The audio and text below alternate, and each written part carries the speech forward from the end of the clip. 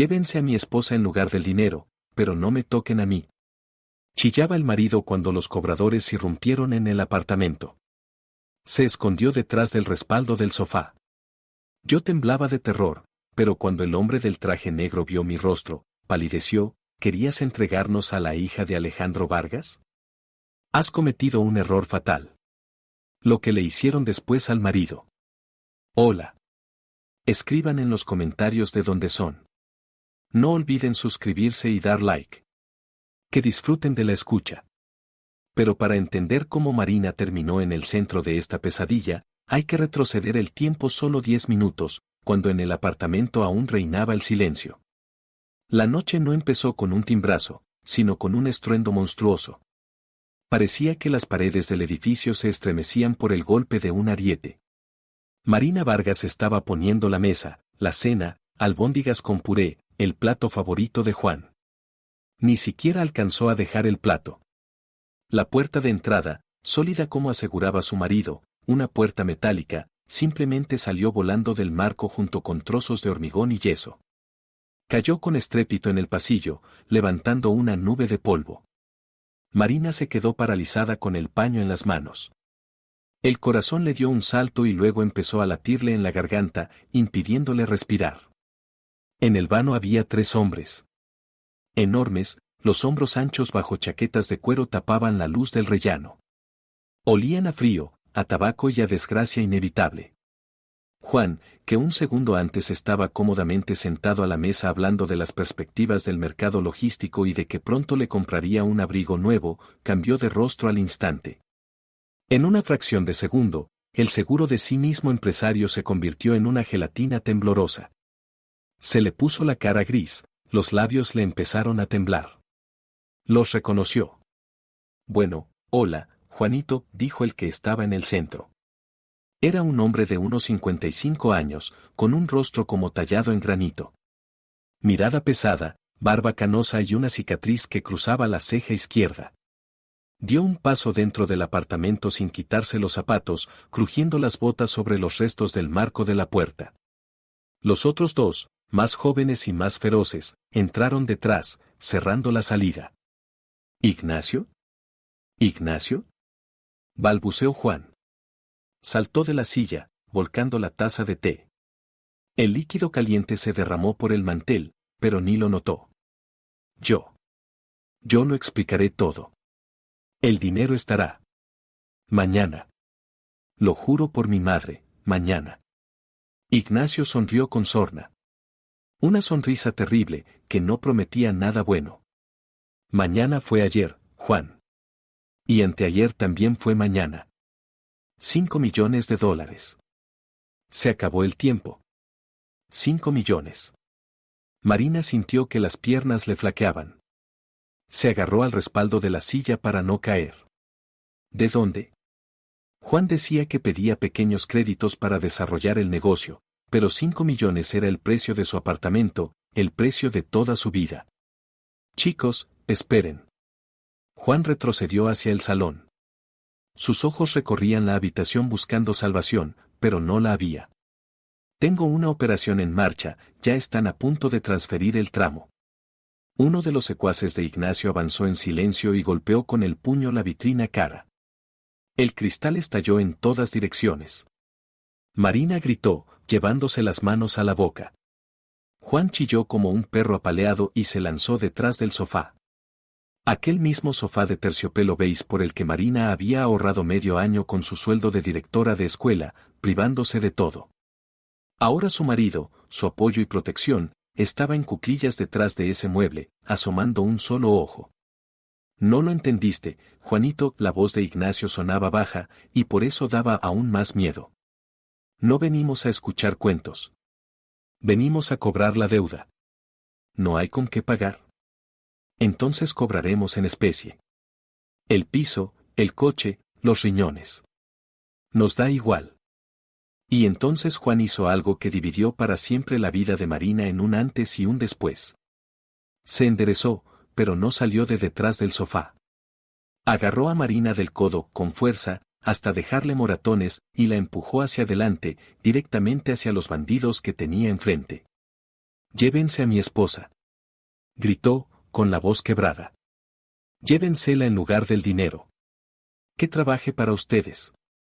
Marina, sin poder mantenerse en pie por el empujón, salió despedida un par de metros y casi cayó a los pies de Ignacio.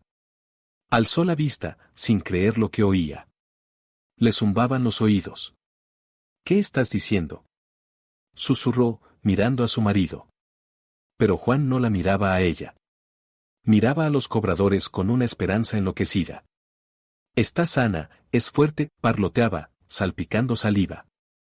Aguanta 2 trabajos, no se cansa. Que les lave los suelos, que se mate en la cocina, que les construya la casa de campo. Hagan con ella lo que quieran, que pague la deuda. Solo no me toquen a mí.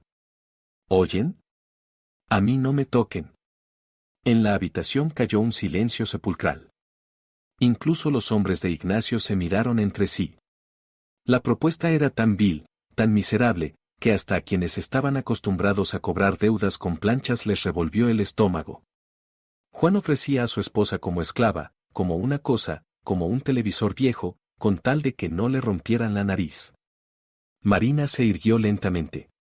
La vergüenza le quemaba el rostro más que una bofetada. Se sentía sucia.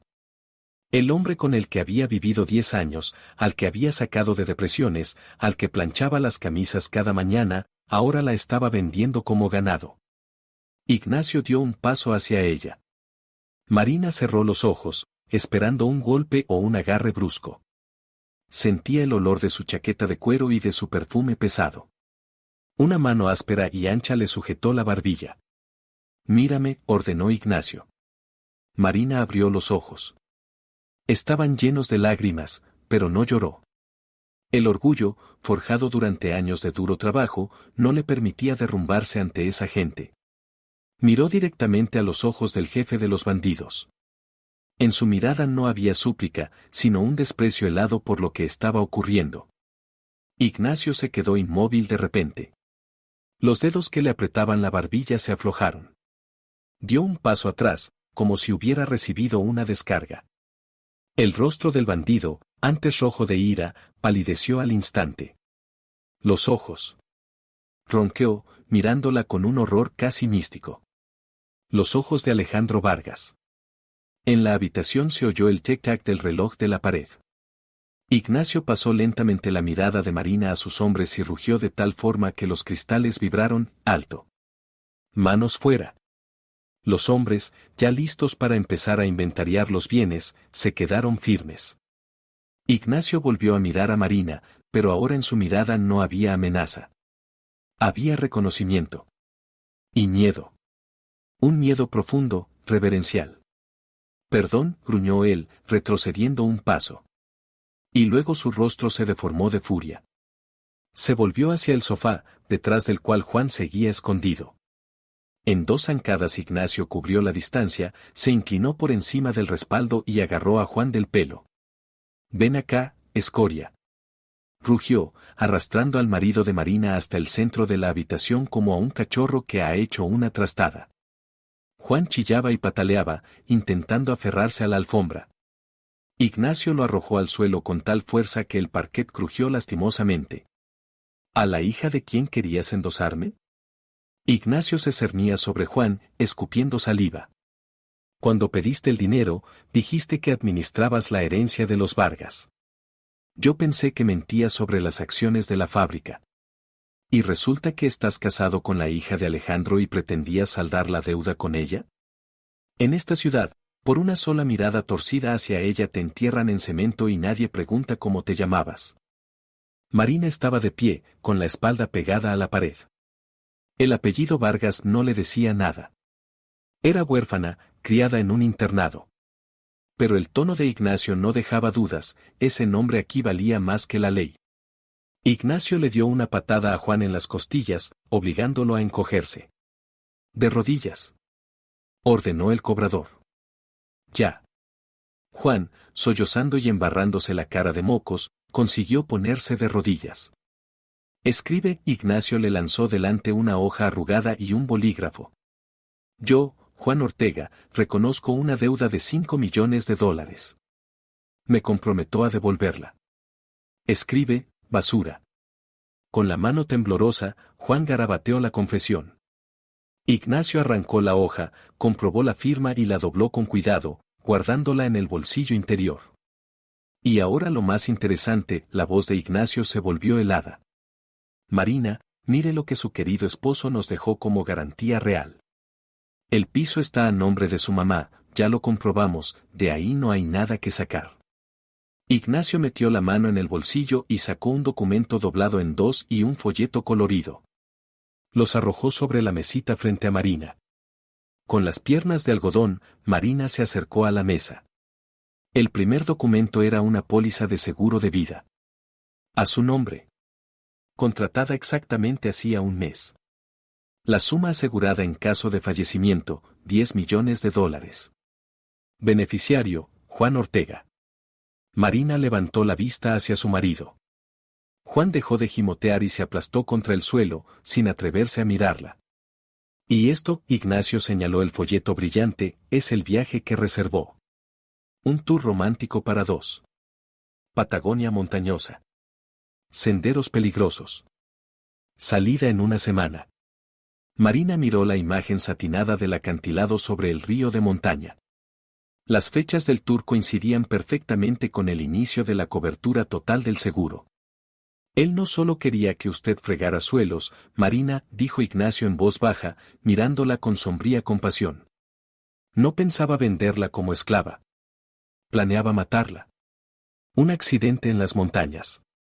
Usted cae, él llora, cobra 10 millones, nos entrega 5 y con los otros 5 vive a lo grande con su amante. Así de simple es la matemática. El folleto se le cayó de las manos a Marina y, girando lentamente, fue a parar al suelo, justo junto a las manos temblorosas de su marido. Ignacio no dijo nada más. Simplemente asintió a su hombre, el mismo que había destrozado la vitrina, y señaló con el dedo el vano de la puerta, abierto y vacío. Quédate aquí. No dejes entrar a nadie. Deja salir solo a la dueña, dijo, mirándolo a los ojos. Si hasta la mañana le cae un solo cabello de la cabeza, yo mismo te arrancaré la piel. El matón se plantó en el paso, cruzando los brazos sobre el pecho, convertido en una barricada viviente. Ignacio salió, y el eco de sus pasos se perdió en la escalera. En el apartamento quedó un silencio zumbante, roto solo por los sollozos miserables de Juan. Seguía sentado en el suelo, apretando en las manos aquel maldito folleto. Lo miré y me inundó una oleada de repugnancia helada. Ni siquiera odio, sino asco, como si hubiera pisado algo resbaladizo y podrido. Lo agarré por el cuello de la camisa. La tela crujió. Levántate, mi voz sonó ajena, baja y ronca. Levántate. Repetí. Lo arrastré a la cocina. No se resistió, sus pies se arrastraban por el parquet como los de un borracho. Lo empujé dentro, hacia la mesa donde las albóndigas seguían enfriándose, intactas, y cerré la puerta de un portazo. La llave giró en la cerradura con un clic seco. Marina. Marina, abre, gimió al otro lado, arañando la puerta con las uñas. Tenemos que hablar. Te lo explicaré todo. ¿Quién es Alejandro Vargas? Grité a través de la puerta, apoyando la frente en ella. Responde. No lo sé. Chilló Juan. Es un error. Ignacio está loco, lo viste tú misma. Solo es un homónimo. Mentía. Lo oía en cada entonación. Me había mentido 10 años y seguía mintiéndome ahora, incluso al borde del abismo. Me aparté de la puerta. Tenía que encontrar respuestas. Por mí misma. En mi cabeza surgió una imagen extraña. Hace un año, mi suegra, Dolores Ortega, vino a casa cuando yo estaba trabajando. Volví antes de tiempo y la encontré en el salón. Estaba de rodillas junto a la vieja estantería, trasteando con la alfombra. Al verme, se sobresaltó, dejó caer un destornillador y empezó a balbucear que estaba arreglando unas tablillas del parquet que se habían salido. No le di importancia entonces. Manías de una mujer mayor. Corrí al salón. Aparté la mesita, moví el sillón pesado. Agarré el borde de la alfombra y la levanté de un tirón. Parquet. Parquet viejo, colocado en espiga. Pero una tablilla, junto al zócalo, difería un poco de color. Era más clara, como si la tocaran a menudo. La hice palanca con las uñas. Nada. Fui corriendo a la cocina, pero la puerta estaba cerrada y las herramientas estaban en el balcón. Tuve que agarrar de la mesa una lima metálica de uñas.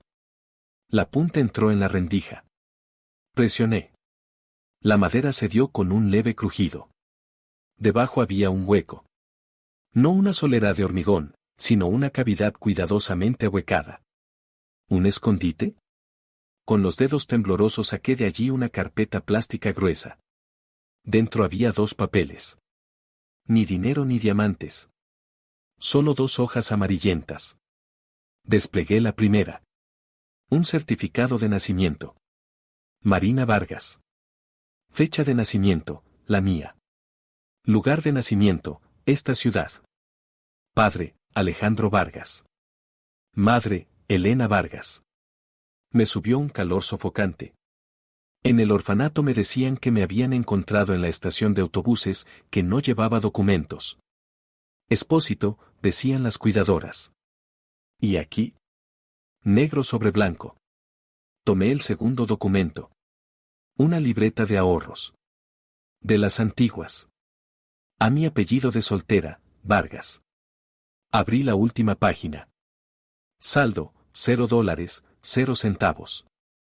Fecha de retirada de fondos, 12 de octubre, hace 10 años. Miré el calendario de la pared. 12 de octubre. El día de nuestra boda. El día en que yo, una chica feliz con vestido blanco, pensaba que había encontrado a mi príncipe. Y él, resulta que en ese mismo momento estaba cobrando mi pasado. Volví a la cocina. Abrí la puerta de un tirón. Juan estaba sentado a la mesa, con la cabeza entre las manos. Al ver los papeles en mi mano, se estremeció como si lo hubieran azotado. ¿De dónde? Susurró. Le lancé la libreta a la cara. Lo sabías, dije en voz baja. Lo sabías desde el principio. Juan se deslizó de la silla y cayó de rodillas, intentando atrapar mis manos. Mary, escucha. Es mi madre. Todo esto es cosa de ella, soltó a toda prisa, atragantándose con las palabras. Ella trabajaba para tu padre. Sabía lo de las cuentas, lo de los escondites. Pero estaban congelados, ¿entiendes? El acceso solo podía obtenerlo el heredero directo o su cónyuge legal. Me encontraron en el orfanato. Empezó a encajarme todo el horror de la situación. No fue casualidad que me conocieras en el parque. No fue casualidad que se te cayera aquel helado sobre mi abrigo. Mamá supo dónde estabas, Juan lloraba, embadurnándose las mejillas de lágrimas. Dijo que allí había millones. Que viviríamos como reyes. Pero no podíamos simplemente venir y llevárnoslo. Hacía falta una boda. Hacía falta un poder. Me lo robaste todo, lo miré desde arriba. Mi nombre. Mi dinero. Mi vida. Lo hicimos por nosotros. De pronto gritó, alzando hacia mí sus ojos enrojecidos. Te compré un piso. Te compré un coche. Me ocupé de ti. ¿Qué más da? Era el dinero de tu padre. Él ya está muerto. Nosotros estamos vivos. Somos una familia. El chasquido de la bofetada rompió el aire. La palma me ardía como fuego. La cabeza de Juan se fue a un lado y en la mejilla le brotó al instante una marca púrpura. Se quedó callado, tocándose la cara, atónito. Yo nunca había pegado a nadie. Soy docente, directora de escuela, enseño a los niños a resolver conflictos con palabras.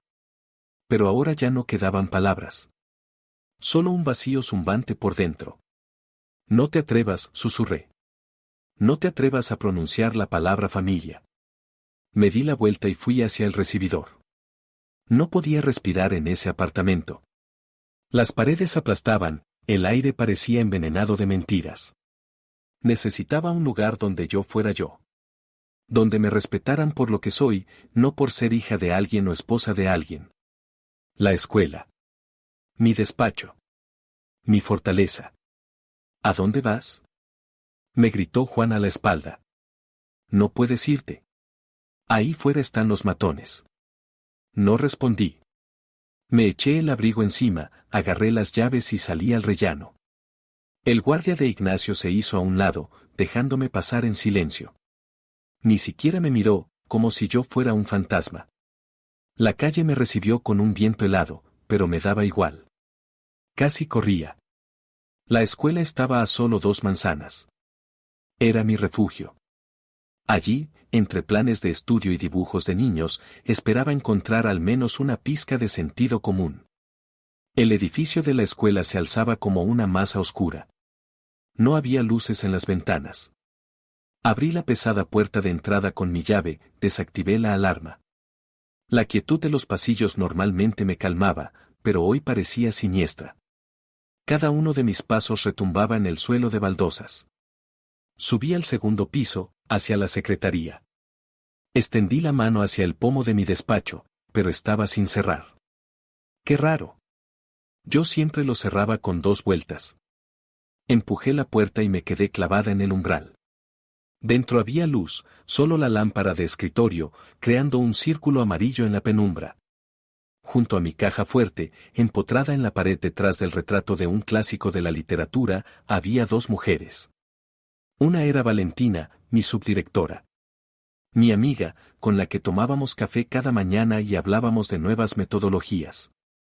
Tenía en las manos carpetas con expedientes personales del personal. La otra era Dolores Ortega, la madre de Juan. Se volvieron al oír abrirse la puerta. Valentina se sobresaltó y dejó caer la carpeta. Las hojas se desparramaron por el suelo como un abanico blanco. Pero Dolores ni pestañeó. Estaba erguida con su invariable traje gris, y en sus labios jugaba una sonrisa fina, venenosa. «Ah, aquí está nuestra desaparecida», dijo mi suegra con un tono sereno y helado. «Ya pensábamos que Ignacio te había desmontado por piezas. ¿Qué hacen aquí?» Mi voz temblaba de rabia. «Este es mi despacho. Fuera». Las 2. Dolores se acercó despacio a mi mesa y dejó sobre ella un documento con sello oficial. ¿Tu despacho? Se rió, y esa risa sonó como metal raspando vidrio. Cielito, me parece que te has confundido. Ya no tienes nada. Ni marido, ni dinero, ni trabajo. Golpeó el papel con una uña bien cuidada.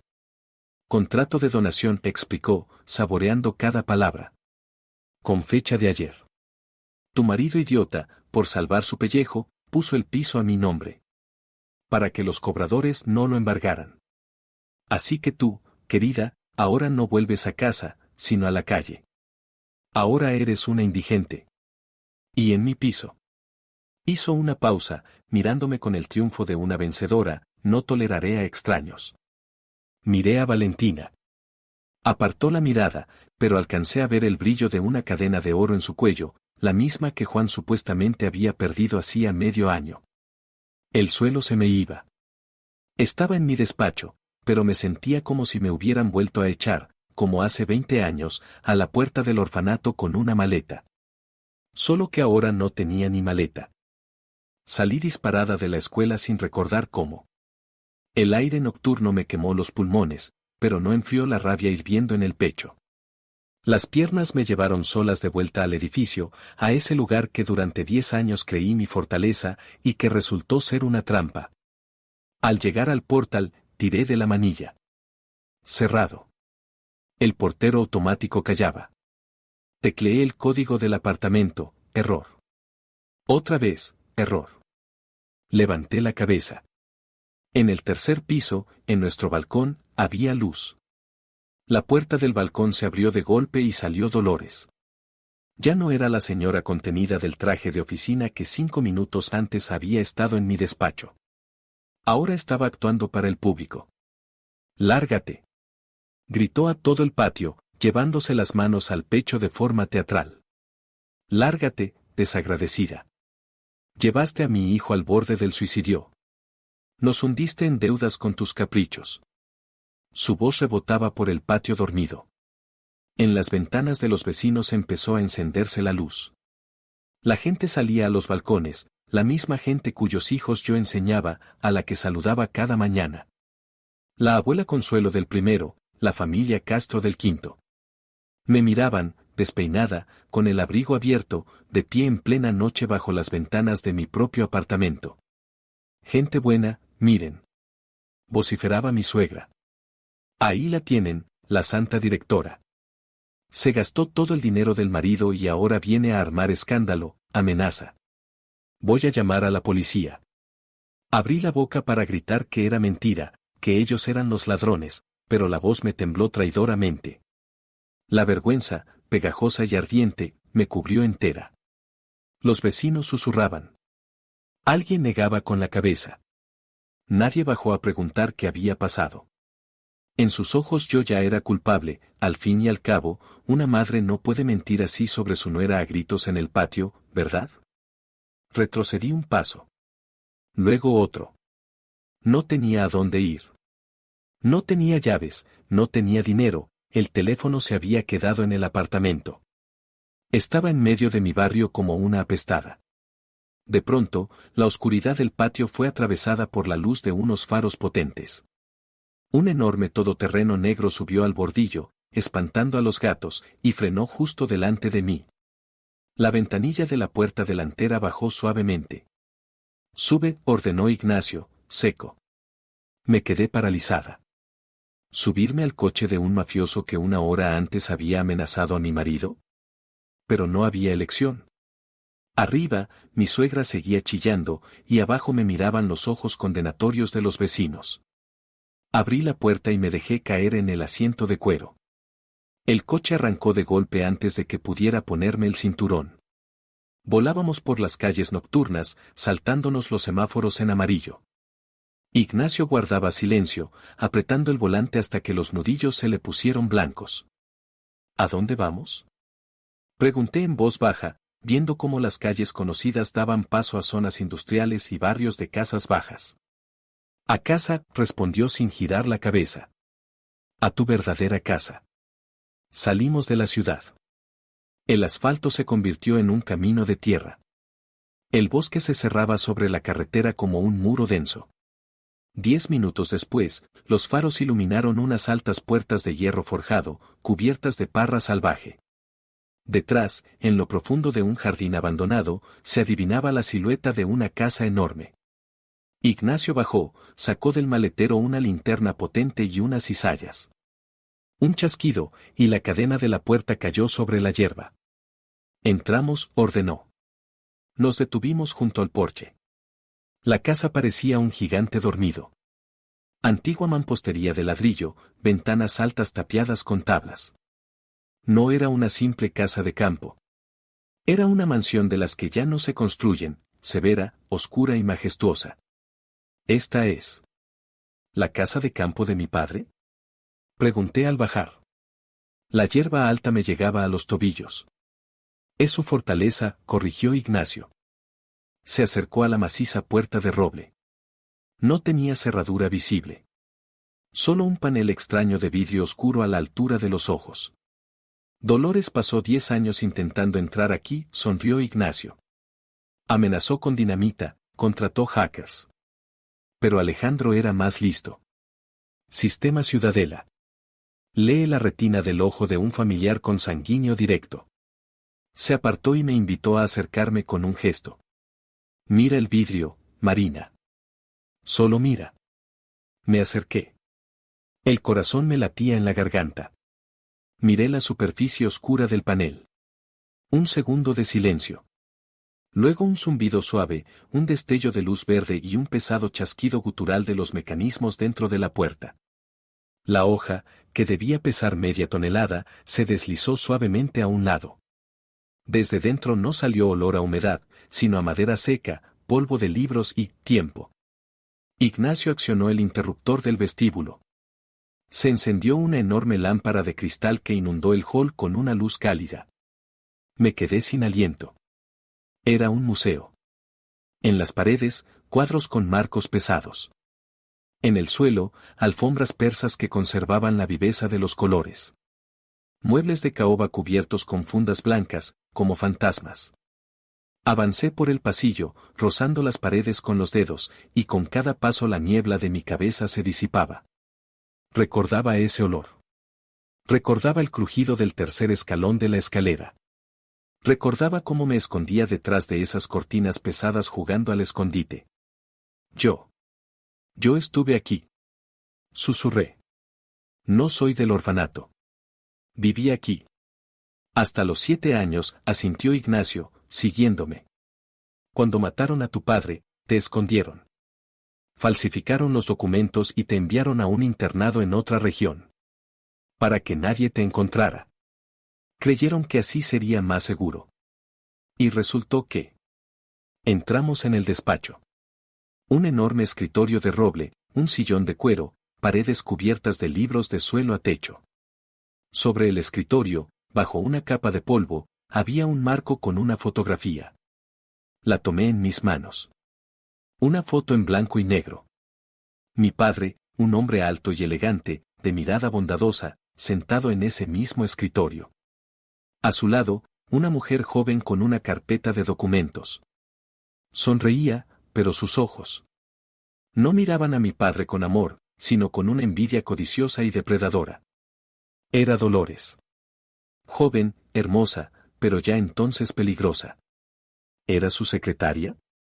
Pregunté, pasando el dedo por el vidrio.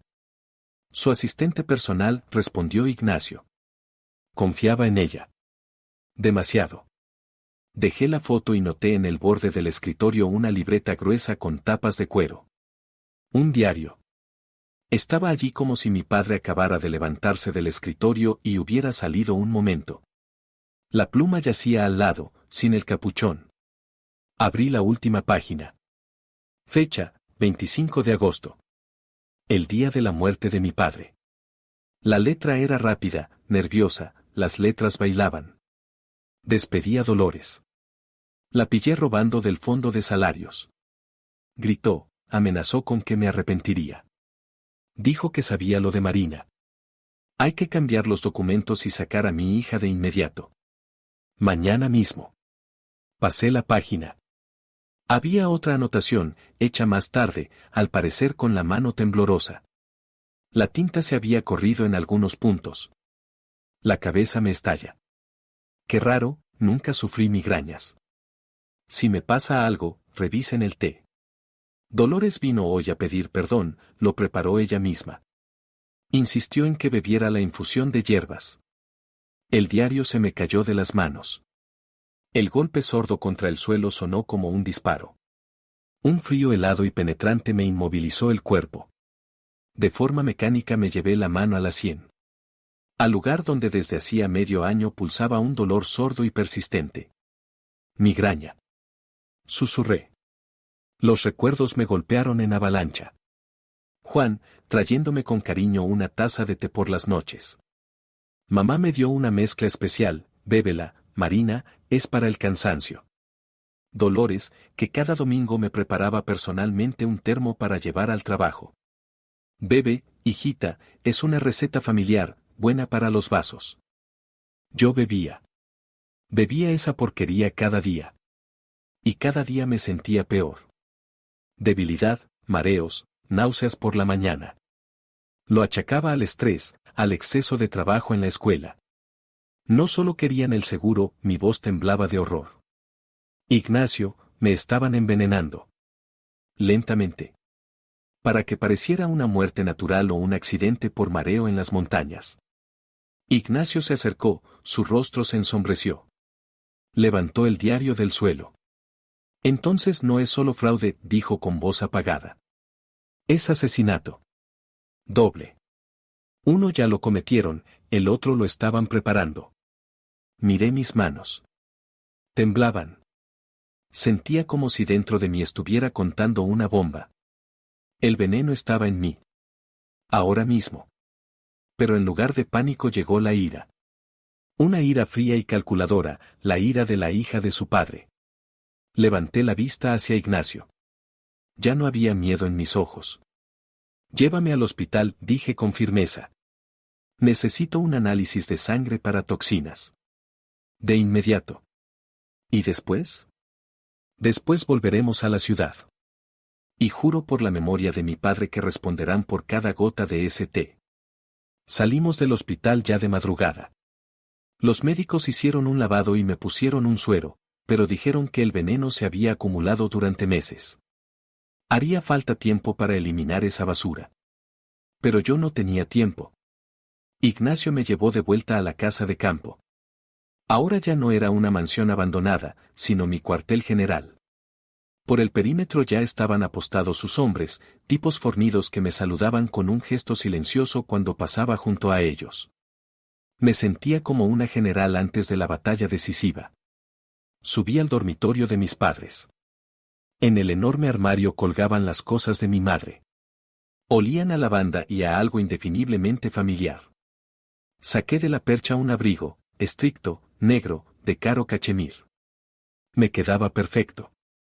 Me miré en el espejo, ya no me devolvía la mirada una maestra de escuela intimidada, sino la dueña de la situación. La mirada se había endurecido, la espalda se había enderezado. Me puse los guantes de mi madre y bajé.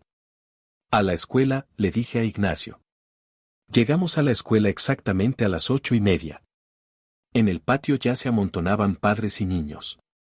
Bajé del coche y el murmullo de voces se apagó. La gente se apartaba a mi paso. Estaban acostumbrados a verme con trajes modestos y el rostro cansado, y ahora avanzaba entre la multitud como un rompehielos. Subí al segundo piso. La puerta de la sala de profesores estaba entreabierta. Desde dentro se oía la voz de Valentina, por lo tanto, colegas, debido a la incapacidad temporal de Marina, debemos revisar el presupuesto para las reparaciones. Abrí la puerta de una patada. La hoja golpeó la pared y todos dieron un respingo. Valentina estaba sentada a la cabecera de la mesa, en mi sitio. Se quedó congelada con la boca abierta. Unos 20 profesores giraron la cabeza. En sus ojos había estupor. Levántate, dije en voz baja, pero lo bastante fuerte para que se oyera hasta en el último rincón. Valentina parpadeó, volviendo en sí. En su rostro apareció una sonrisa descarada. Ay, Marina, alargó las palabras sin moverse del sitio. Pensábamos que estabas huyendo. O en el hospital. Dicen que sufriste una crisis nerviosa. Levántate de mi sitio. Rugí, acercándome a la mesa. Estás despedida. Firmaré la orden en 5 minutos. Motivo, pérdida de confianza y sustracción de documentos de la caja fuerte de la directora. Un murmullo recorrió la sala. Valentina se levantó despacio, pero en sus ojos no había miedo. Solo regodeo. ¿Despedida? Rió, acomodándose el peinado. Marina, parece que no estás al tanto de las últimas noticias. El consejo escolar está considerando ahora mismo tu idoneidad para el cargo. Tu marido, ya sabes, está vinculado al crimen. Y aquí hay niños. El comité de padres, gracias a Dolores, ya ha presentado una petición. Así que a la que van a despedir es a ti, querida. Y yo me quedaré. Se inclinó hacia mí por encima de la mesa, bajando la voz. No eres nadie. No tienes ni dinero ni apoyo. Lárgate de aquí antes de que llamemos a la policía. Eso ya veremos quién se larga, mascullé, y me di la vuelta hacia la salida. Necesitaba aire. La rabia me ahogaba. Salí al porche de la escuela. El patio estaba lleno de padres esperando el inicio de las clases. Y entonces lo vi. Juan. Estaba junto a la verja, patético, arrugado, con la misma ropa que el día anterior. Al verme, se lanzó hacia mí, apartando a empujones a los niños de primero con sus ramos de flores. Marina. Marina. Intentó agarrarme de la mano, pero me aparté. Gracias a Dios. Te he buscado por todas partes. Tenía un aspecto horrible. Los ojos le iban de un lado a otro, las manos le temblaban. ¿Qué quieres?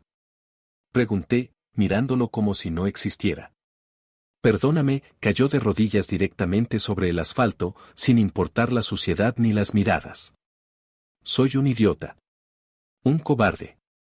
Mamá. Ella me obligó.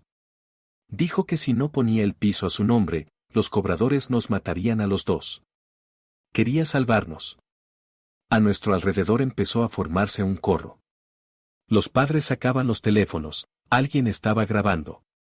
Levántate, no te humilles, le solté. Pero Juan no se levantaba. Se arrastraba hacia mí de rodillas. Mari, lo arreglaré todo.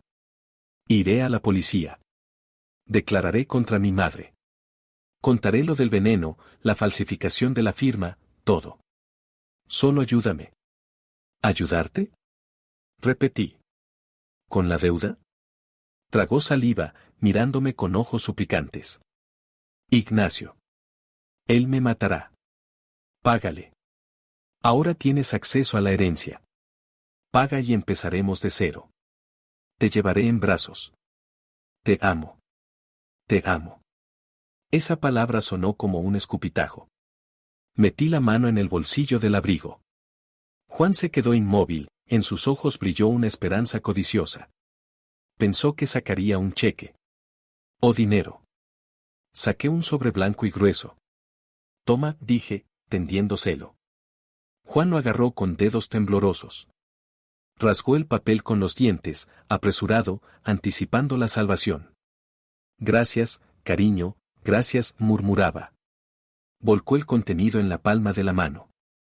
Pero no era dinero. Eran fotografías. Brillantes, a todo color. Juan se quedó petrificado. Miraba la foto superior y la sangre se le fue del rostro. En la imagen estaba recostado en una tumbona junto a una piscina azul turquesa. En una mano, un cóctel con sombrillita. La otra descansaba sobre el muslo de una mujer en un bañador provocativo. La mujer reía, echando la cabeza hacia atrás. Era Valentina. La fecha de la foto, hacía 2 semanas. Riviera Maya. Hotel de 5 estrellas. ¿De dónde? Ronqueó. Ignacio te seguía, Juan, dije en voz alta para que todos oyeran. Sabía que no pagarías la deuda. Reunía pruebas para presionarte. Ese dinero, esos 5 millones que supuestamente invertiste en el negocio, te los gastaste en ella. En mi subdirectora. En mi amiga. La multitud exclamó. Vi cómo en la ventana del segundo piso se movía una cortina, Valentina nos observaba. Juan intentó esconder las fotos, arrugarlas, pero el viento arrancó una de sus manos.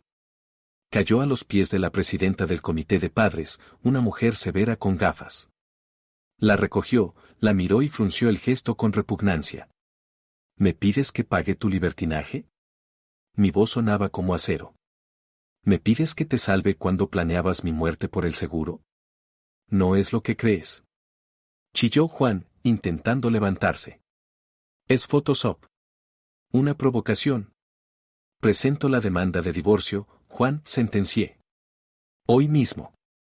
Y presento una demanda de restitución de la dote. De cada dólar que tú y tu madre me robaron a mí y a mi padre. Me giré hacia los padres que nos rodeaban con la boca abierta. Y una cosa más, añadí, mirando directamente a la cámara del teléfono de alguien. Decidle a Dolores que se lo del té. Y la policía también lo sabrá pronto.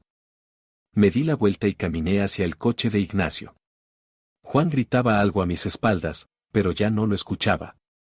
Me senté en el asiento, cerré la puerta de un portazo y solo entonces me permití exhalar. Las manos me temblaban, pero no de miedo, sino de adrenalina. La guerra había comenzado. Y yo había disparado el primer tiro. Ignacio salió en silencio del patio de la escuela, dejando atrás a la multitud enardecida y a Juan humillado.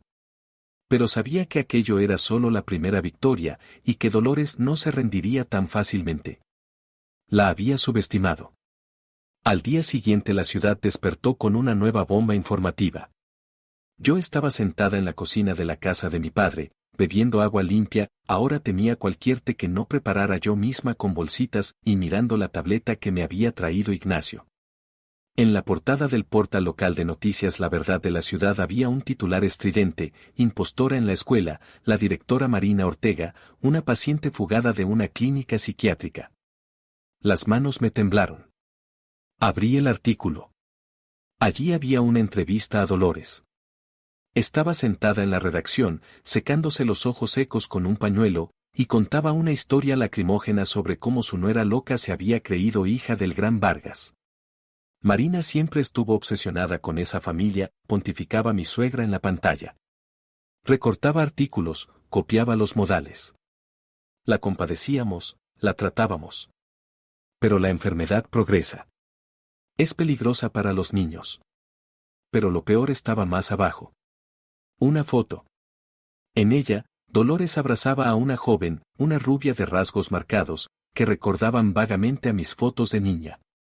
El pie decía, la verdadera heredera de Alejandro Vargas, Sofía, ha regresado a la ciudad para restaurar la justicia y proteger la memoria de su padre de las sucias insinuaciones de una impostora. Es una actriz del teatro dramático local, comentó Ignacio con gesto sombrío, mirando por encima de mi hombro. Sofía Moreno. Sale de figurante, siempre endeudada. Dolores debió pagarle bien.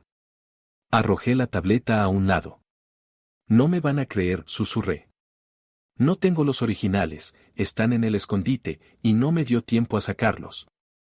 Y ella tiene contactos, dinero y esa muñeca. El teléfono empezó a explotar. Llamaban del departamento de educación. Llamaban padres de alumnos. No contesté, pero los mensajes caían uno tras otro, retiramos los expedientes, como pudiste, qué vergüenza. Mi reputación, que había construido ladrillo a ladrillo durante 10 años, se desplomaba ante mis ojos. Necesitaba un lugar sin mentiras. Un lugar donde pudiera simplemente callar. Al cementerio, le pedí a Ignacio. Llegamos al viejo cementerio municipal, a la avenida de los Ciudadanos Ilustres. El monumento de mi padre estaba en el centro, un obelisco de granito negro, severo y eterno. Alrededor todo estaba limpio. Había claveles frescos. Los obreros de la fábrica aún no recordaban. Me acerqué a la tumba y apoyé la mano en la piedra fría. Papá, susurré. ¿Qué hago? Se han llevado todo. Hasta tu nombre intentan robar. Me quedé allí con los ojos cerrados, escuchando el viento en los viejos pinos. Parecía que el mundo entero estaba contra mí. Su forma de andar es la suya, sonó detrás de mí una voz ronca, ahumada por el tabaco. Pesada, pero recta. De los Vargas. Me estremecí y me giré. En un banco cercano estaba sentado un anciano con una gorra gastada y una chaqueta vieja pero limpia con el emblema de la fábrica. Tenía las manos nudosas de un obrero y unos ojos claros, penetrantes.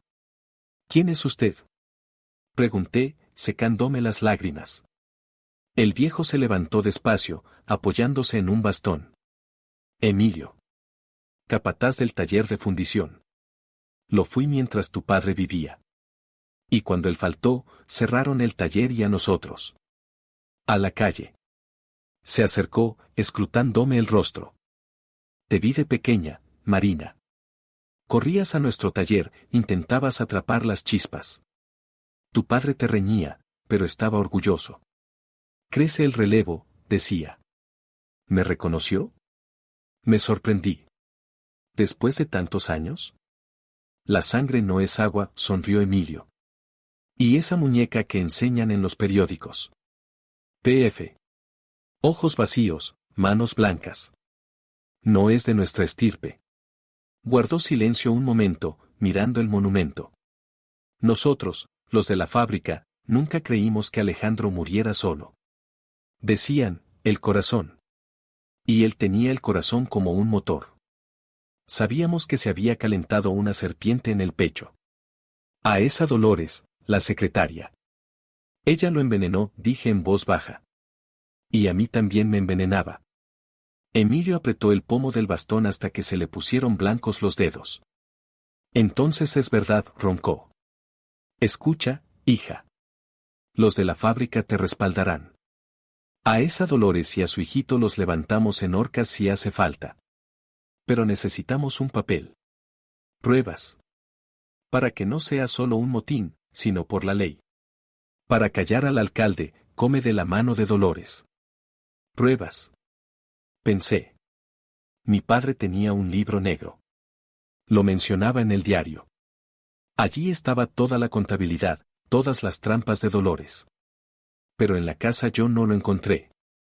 Dolores lo buscó como una loca, asintió Emilio. Revolvió todo el archivo cuando se hizo directora. No lo encontró. Así que lo escondió bien. O, alguien más lo encontró. Y entonces lo vi claro. Juan. Ayer, cuando encontré el escondite bajo el parquet, solo había el certificado de nacimiento y la libreta de ahorros. Pero el hueco era profundo. Demasiado profundo para 2 papeles. Y esa tablilla estaba más clara porque la tocaban a menudo. No hace 10 años. Hace poco. Juan siempre le sacaba dinero a su madre. La chantajeaba con pequeñas exigencias. ¿De dónde sacaba ese valor? Si es un cobarde. Un cobarde que teme hasta su propia sombra. A menos que tuviera algo con lo que pudiera apretarla. El libro negro. No estaba en la casa. Estaba en el piso. En ese mismo lugar donde Juan se sentía seguro. Tengo que ir al apartamento, dije, girándome hacia Ignacio, que vigilaba junto a la puerta del cementerio. Ya. No puedes, negó Ignacio. Ahora hay seguridad de Dolores. Una empresa de seguridad privada, matones peores que los míos. No te dejarán pasar. A mí no me dejarán, admití. Pero tal vez sí dejen pasar a la esposa que viene a reconciliarse y a recoger sus cosas. Si el marido lo pide. Saqué el teléfono. Me temblaban las manos, pero marqué el número de Juan. Un tono. 2. 3. Hola. La voz de Juan sonaba borracha y miserable. Juan, dije, procurando que mi voz sonara rota. Yo. Ya no puedo más. Ignacio me echó. Dijo que sin dinero no le sirvo. Estoy en la calle, Juan. Tengo frío. ¿Marina? Se oyó movimiento al otro lado. ¿Dónde estás? Voy ahora mismo. No, no vengas, lo corté.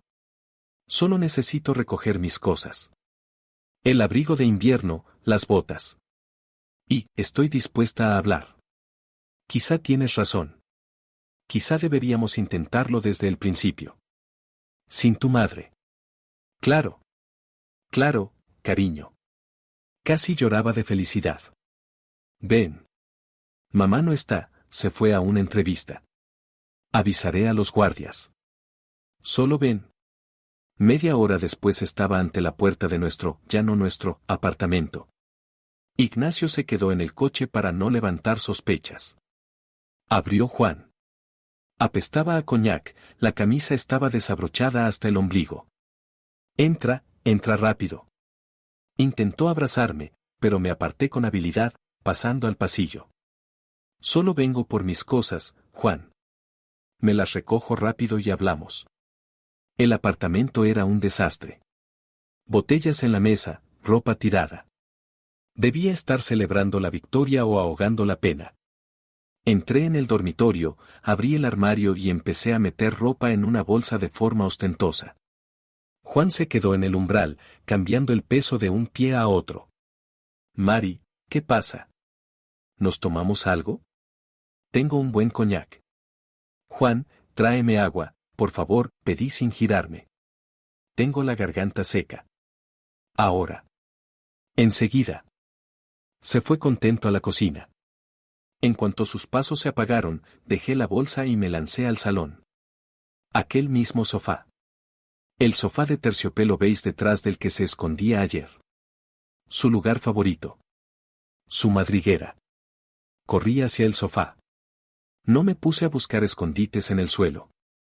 Recordé cómo estaba sentado allí ayer, cómo su mano tanteaba convulsivamente la tapicería por detrás cuando entraron los cobradores.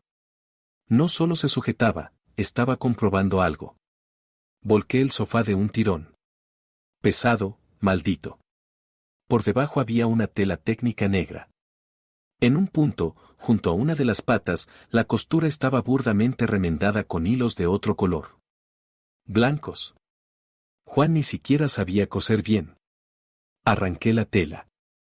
Los hilos saltaron con un chasquido. Metí la mano dentro, en la espuma.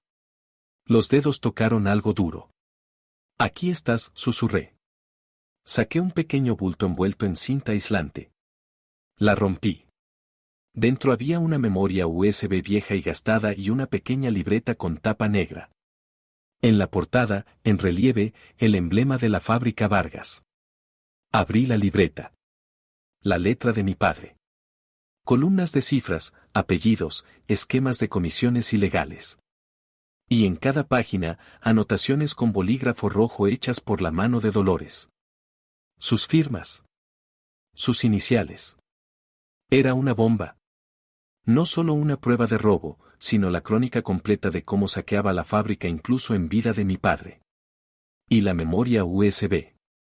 No sabía qué contenía, pero intuía que Juan la guardaba como oro en paño. Mari, ¿dónde estás? La voz de Juan sonó desde el pasillo. Me metí el hallazgo en el sujetador, el lugar más seguro, y me incorporé. Juan entró en la habitación con un vaso de agua. Vio el sofá volcado y se quedó paralizado. El vaso se le cayó de la mano, el agua salpicó la alfombra. Tú. Su rostro se quedó blanco, los ojos se le abrieron de terror. Lo encontraste.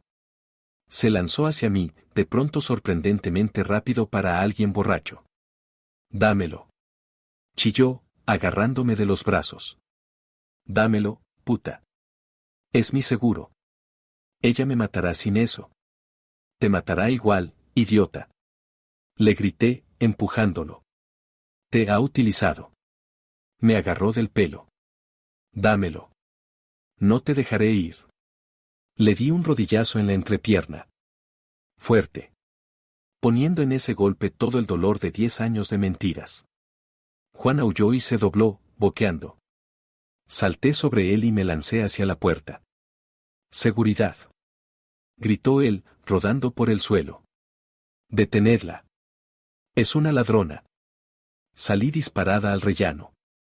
El ascensor estaba ocupado. Bajé corriendo las escaleras, saltando de 2 en 2. Desde abajo ya se oía el estruendo de botas pesadas, la seguridad privada subía por el alboroto. Ignacio. Grité al salir del portal. El todoterreno negro arrancó de golpe y, con un chirrido de frenos, se detuvo ante la entrada. La puerta se abrió en marcha. Salté al interior justo cuando 2 mastodontes camuflados salían del edificio.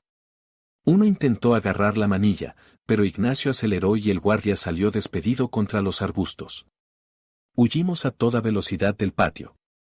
Me apreté la mano contra el pecho, sintiendo el ángulo duro de la memoria USB bajo la ropa. ¿Te escapas por los huertos, Marina? Sonrió Ignacio, mirando por el retrovisor. No, respondí, recuperando el aliento. Paso al ataque. Tengo el libro negro. Y algo más que Juan temía perder más que la vida. Saqué la memoria USB y la apreté en el puño. Ahora tenía un arma. Y pensaba usarla a fondo. Volábamos por la avenida y yo ya sabía a dónde teníamos que ir. No a escondernos, no a huir, sino a golpear directo al corazón del enemigo. Al ayuntamiento, le dije a Ignacio. Dolores está hoy allí. Tienen reunión del patronato. Ignacio asintió, cambiando bruscamente al carril izquierdo. El coche rugía, como si compartiera mi impaciencia. 20 minutos después entraba en el edificio de la administración municipal.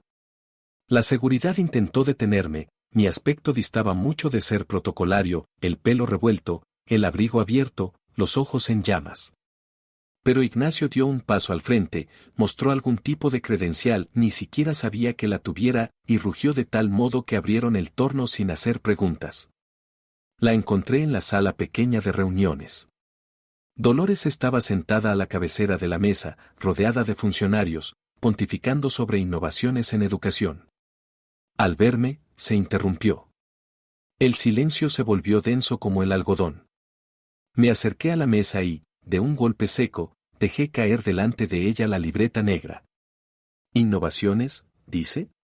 Pregunté en voz alta. ¿Y qué hay de esta innovación?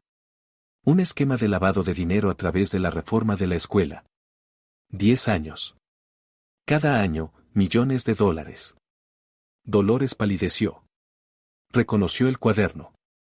Su mano se movió instintivamente para cubrirlo, pero fui más rápida. Abrí la página marcada. Miren, señores, giré el cuaderno hacia los miembros del consejo. La firma de Dolores. La firma del contratista, una empresa fantasma registrada a nombre de su hijo. Y aquí están las cantidades. Los funcionarios empezaron a murmurar. Alguien buscó las gafas. El alcalde, sentado a la derecha, frunció el ceño y se apartó de Dolores como de una apestada. Es una falsificación. Chilló mi suegra, levantándose de un salto. Está loca. Seguridad. Aquí no hace falta peritaje caligráfico, continué con calma. Todas las transferencias están en el banco. Y este cuaderno es la llave. Me incliné hacia ella, mirándola fijamente a sus ojos inquietos. Tengo una propuesta, Dolores. Usted me devuelve el apartamento. Se va de la ciudad. Para siempre. Y este cuaderno. Digamos que se pierde. Junto con la memoria USB que su hijo guardaba con tanto cuidado dentro del sofá. Al oír lo de la memoria USB, su rostro se volvió gris. Comprendió que lo sabía todo. Tú. No te atreverás. Siseó, apretando los puños hasta blanquear los nudillos. No sabes con quién te has metido, niña. Soy la hija de Alejandro Vargas, sentencié. Y sé perfectamente con quién me meto. Con una ladrona que mató a mi padre. La sala exhaló un suspiro colectivo. De pronto Dolores se irguió. El miedo en sus ojos fue sustituido por una determinación fría, enloquecida. Esbozó una sonrisa torcida, espantosa. ¿Crees que has ganado? Dijo en voz baja, para que solo yo la oyera. ¿Crees que este cuadernito me va a detener? Tengo un botón nuclear, querida. Algo que enterrará a ti, a tu padre y a toda esta ciudad. Se dio la vuelta y salió de la sala a paso rápido, haciendo resonar los tacones. Se levanta la sesión. Gritó mientras se alejaba. Me quedé en medio de la sala. ¿Victoria? No. Aquello no se parecía a una victoria. Era la calma antes de la tormenta. Por la noche regresamos a la casa de campo. Ignacio estaba sombrío. Reforzó la seguridad, puso puestos incluso en el bosque. Está tramando algo, murmuraba, revisando las cámaras. Botón nuclear. ¿Un farol? ¿O de verdad tiene algo serio? Yo estaba sentada en el despacho de mi padre, hojeando el libro negro. Cifras, cifras. Detrás de cada una, dinero robado, hospitales sin terminar, carreteras en mal estado. Había saqueado la ciudad durante años, amparándose en el nombre de mi padre. De repente, en la calle empezaron a aullar sirenas. Corrí a la ventana. Todo el patio estaba inundado de luces rojas y azules.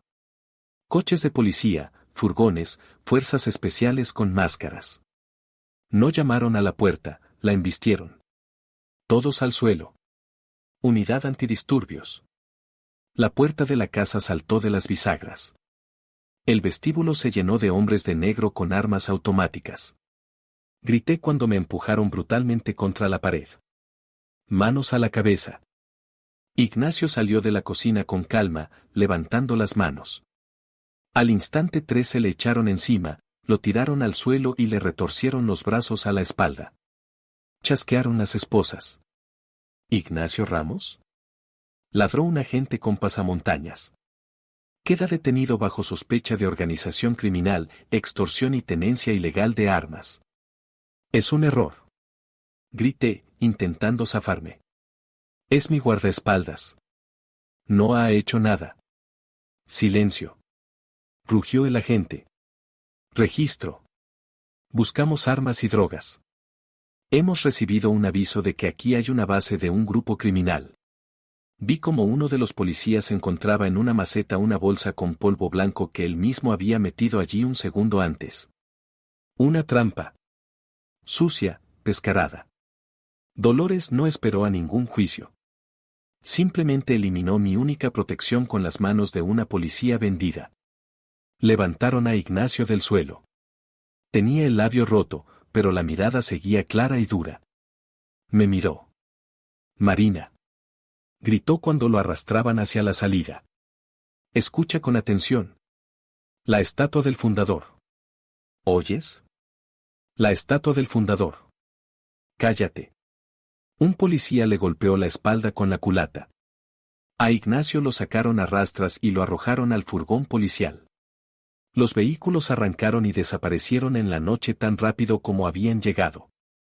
Me quedé sola en la casa destrozada. El silencio zumbaba en mis oídos. La estatua del fundador. ¿Qué quería decir? En el centro de la ciudad, en la plaza principal, se alzaba una enorme estatua de bronce de mi padre, Alejandro Vargas. Llevaba allí 20 años. Recordé las palabras de Dolores, botón nuclear. Un sudor frío me recorrió la espalda. No me estaba amenazando con chantaje. Hablaba literalmente.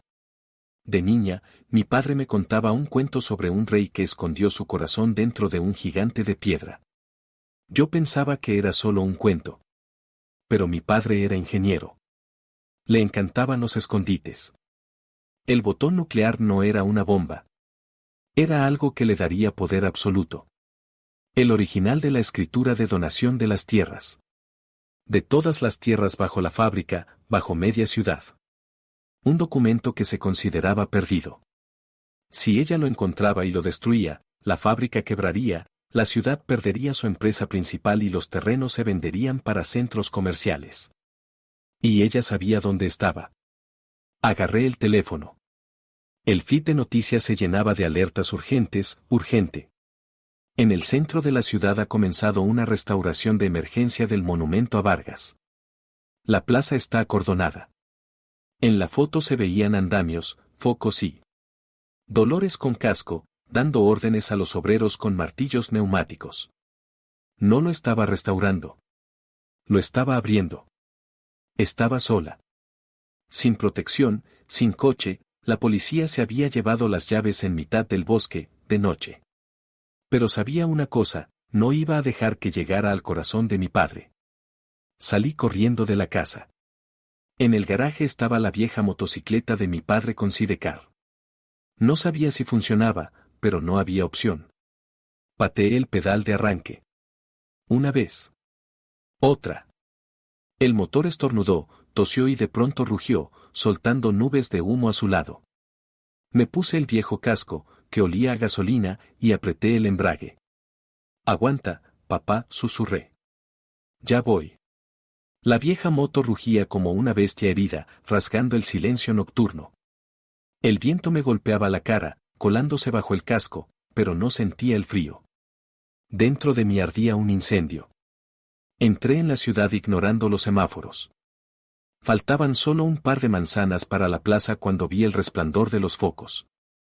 Cortaban el cielo, iluminando la figura de bronce de mi padre, que se alzaba sobre las casas. Alrededor del monumento ya había una valla alta de obra. Detrás retumbaban los martillos neumáticos. Dolores no perdía ni un segundo. Abandoné la moto en plena acera y corrí hacia el cordón. ¡Alto! Me cortó el paso un matón con uniforme de una empresa de seguridad privada. Trabajos de restauración. Paso prohibido. No es restauración. Grité, intentando avanzar. Es vandalismo. Me empujó bruscamente en el pecho. Salí despedida hacia atrás, apenas manteniéndome en pie. Lárgate mientras puedas andar, escupió. Miré alrededor. La plaza estaba vacía. Solo yo y un muro de mercenarios. No podía pasar. Sola no podía. Saqué el teléfono. Emilio. El capataz. Había prometido que los obreros estarían conmigo. Emilio. Grité al teléfono. Están destrozando el monumento. Ahora mismo. Te oímos, hija, la voz del anciano sonaba tranquila y terrible. Ya vamos. Desde las calles laterales, de los callejones, de la oscuridad del parque, empezaron a salir personas. Primero decenas, luego cientos. Hombres con chaquetas de trabajo, mujeres, ancianos. Avanzaban en silencio, hombro con hombro. No llevaban armas, solo palancas, llaves inglesas y la determinación pesada de quienes intentan arrebatarles lo último que les queda, su orgullo. Los guardias se pusieron nerviosos. Estaban acostumbrados a intimidar a solitarios, no a una avalancha. Disuélvanse, gritó el jefe de seguridad por un megáfono. Es propiedad privada. Es nuestra ciudad. Rugió Emilio, avanzando. ¿Y nuestro director? La multitud empujó. La valla crujió y se vino abajo. Los guardias retrocedieron, apiñándose al pie del monumento. Me colé por el tramo caído de la valla y corrí hacia los andamios. Allí, a 3 metros de altura, estaba Dolores. Llevaba casco, su abrigo caro cubierto de polvo. Dirigía personalmente a un obrero con un martillo perforador que destrozaba el pedestal de granito. Más rápido. Chillaba, por encima del ruido de la multitud. Rompe. De pronto, desde abajo se oyó un grito borracho, mamá. Mamá, para. Era Juan. Se tambaleaba entre los restos de la valla. En una mano llevaba una botella empezada, en la otra un teléfono con el que intentaba grabar. Juanito, vete a casa. Le gritó su madre desde arriba. No molestes. No. Juan empezó a trepar por los andamios.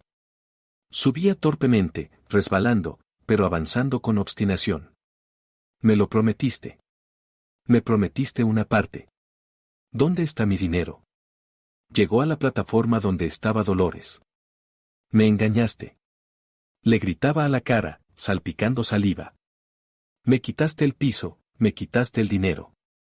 ¿Y ahora quieres quedarte tú sola con el tesoro? Lárgate, borracho. Ella lo empujó. Juan se tambaleó. El pie le resbaló en una tabla húmeda. Agitó los brazos intentando sujetarse y se agarró a una enorme lona que cubría la base destrozada del monumento. ¡Ah! Gritó al caer. La lona se arrancó con un estruendo. Juan se desplomó sobre un montón de escombros de obra abajo. Por suerte, la altura no era grande, pero nadie miraba hacia él. Todos miraban el monumento. La lona dejó al descubierto un enorme hueco en el pedestal de granito. Dentro había un nicho. Un escondite. Una caja fuerte empotrada en la piedra. La puerta de la caja estaba cortada y colgaba de una sola bisagra. Pero por dentro estaba vacía. Absolutamente vacía. Dolores se quedó inmóvil. Metió la mano en el hueco, palpó allí dentro sin creerle a sus propios dedos. Luego se volvió hacia la multitud, el rostro se le deformó en una mueca de rabia. ¿Dónde? Gritó, hasta que la voz se le quebró en un chillido. ¿Dónde está? ¿Quién lo robó? El silencio en la plaza se volvió ensordecedor. Los obreros se miraban entre sí. Yo estaba allí, sin entender qué pasaba. Si no era ella, ¿entonces quién? Y entonces la gente se apartó. De la oscuridad, haciendo resonar los tacones sobre el adoquín, salió una mujer. Llevaba un vestido rojo ajustado y, por encima, una piel cara. En las manos sostenía una vieja caja metálica verdosa por el tiempo. Valentina. Mi subdirectora. La amante de mi marido. Entró en el centro del círculo de luz formado por los focos y se detuvo, saboreando el momento. En su cara brillaba una sonrisa triunfal. ¿Buscáis esto?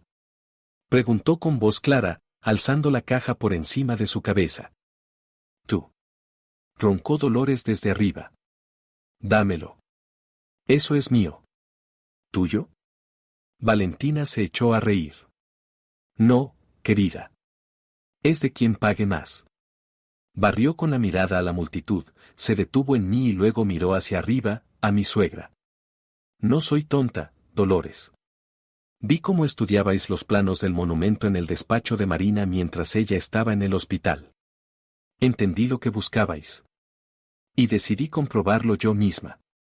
Hace una hora, mientras reuníais vuestro ejército de payasos, vine con una palanca.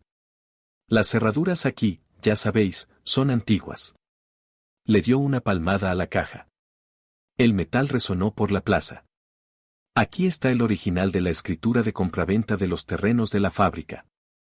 Y el testamento de Alejandro Vargas. El auténtico.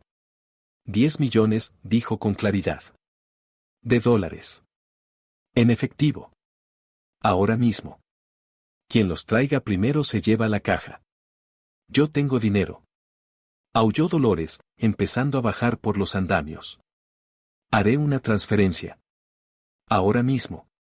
No, negó Valentina con la cabeza. En efectivo. Os conozco, familia Adams. ¿Me vais a estafar? Se volvió hacia mí. ¿Y bien, Marina? ¿Tienes 10 millones? ¿O tu papi se esforzó para nada? La miré y comprendí, era el final. No tenía dinero. Mis cuentas estaban vacías, la casa embargada, y en el bolsillo solo tenía una memoria USB y un puñado de monedas. Valentina lo vio en mis ojos. Sonrió con burla y dio un paso hacia la Dolores que corría hacia ella. Parece que ya tenemos ganadora, dijo. Nos vemos dentro de una hora. En la Imperio Dorado, soltó Valentina, subiendo a un taxi con la caja en las manos. Quien traiga el dinero se lleva el premio. El tiempo corre. Cerró la puerta de golpe, dejándonos en la plaza. Dolores se aferró al teléfono de inmediato, los dedos le marcaban números con espasmos, la voz se le quebraba en chillidos, vende. Véndelo todo.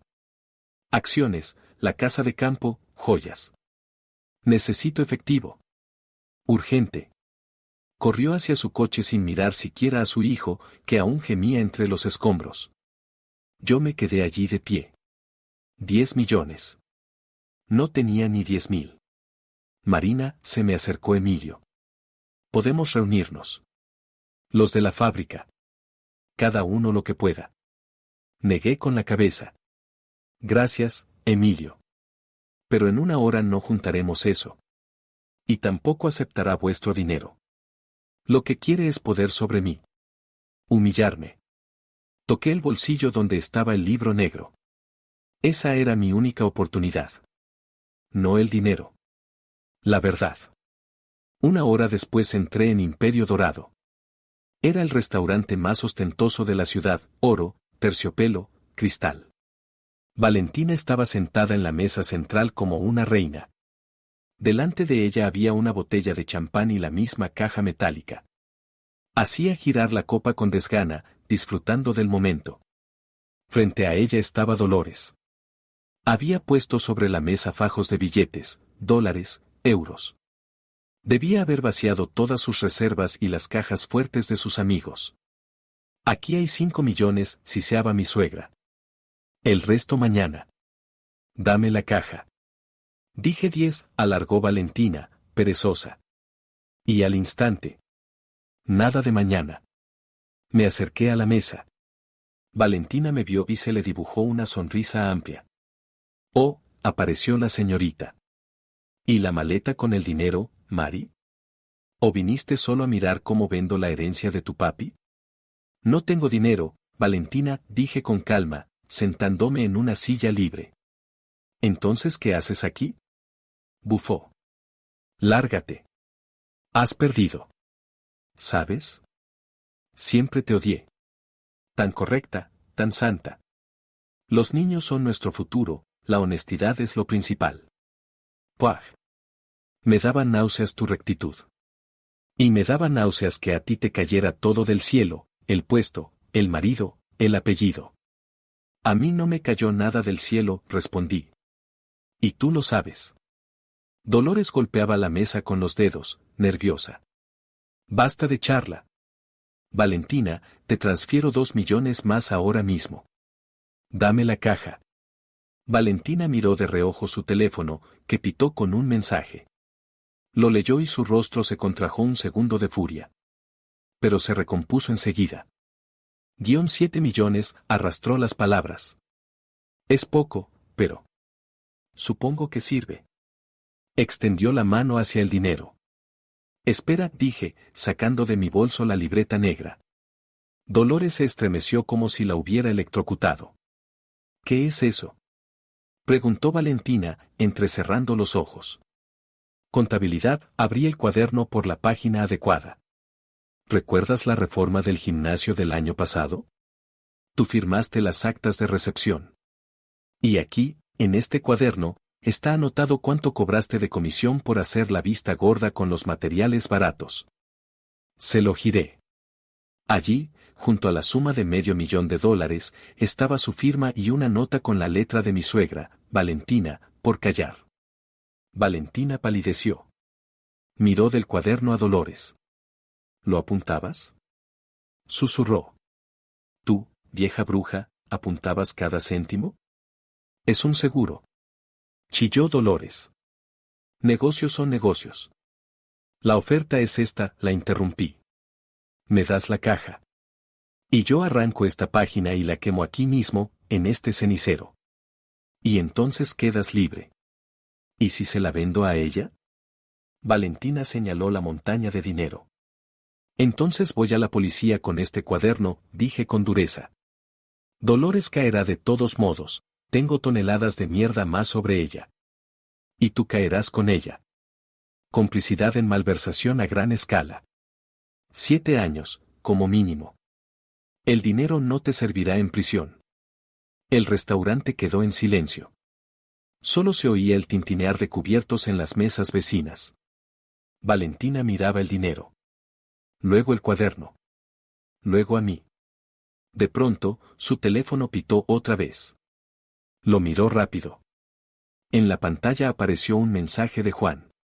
Yo estaba cerca y alcancé a leer la vista previa. Valentina, no me esperes.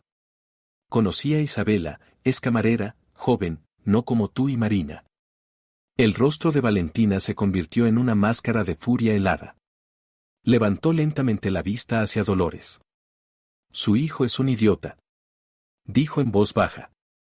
Agarró la caja metálica y, con estruendo, la deslizó lanzándola sobre la mesa hacia mí. Tómala. Gratis. ¿Qué? Dolores se levantó de un salto, tirando la silla. No puedes. Te daré más. Te lo daré todo. Vete a la mierda. Rugió Valentina. Y llévate contigo a tu hijito. No pienso ir a la cárcel por culpa de vuestra familia. Le arrebató de las manos la libreta, arrancó la página con su nombre, la arrugó y la tiró dentro de la copa de champán. Estamos en paz, Marina, dijo, poniéndose de pie. Apoyé la mano sobre el metal frío de la caja. Victoria. Por fin. Empecé a abrir la tapa. Las cerraduras chasquearon y, en ese instante, vi los ojos de Dolores. Ya no había cálculo en ellos. Solo una locura animal, pura. No. Gritó con una voz inhumana. No lo daré. Es mío. Mío. Tiró del bolso. Brilló el acero. Un cuchillo de cocina, largo y afilado. Se lanzó por encima de la mesa, apuntándome directamente al cuello. Me quedé paralizada, incapaz de moverme. El tiempo pareció detenerse. Vi la hoja, vi su rostro desencajado, vi las gotas de saliva en sus labios. El golpe. Pero no hubo dolor.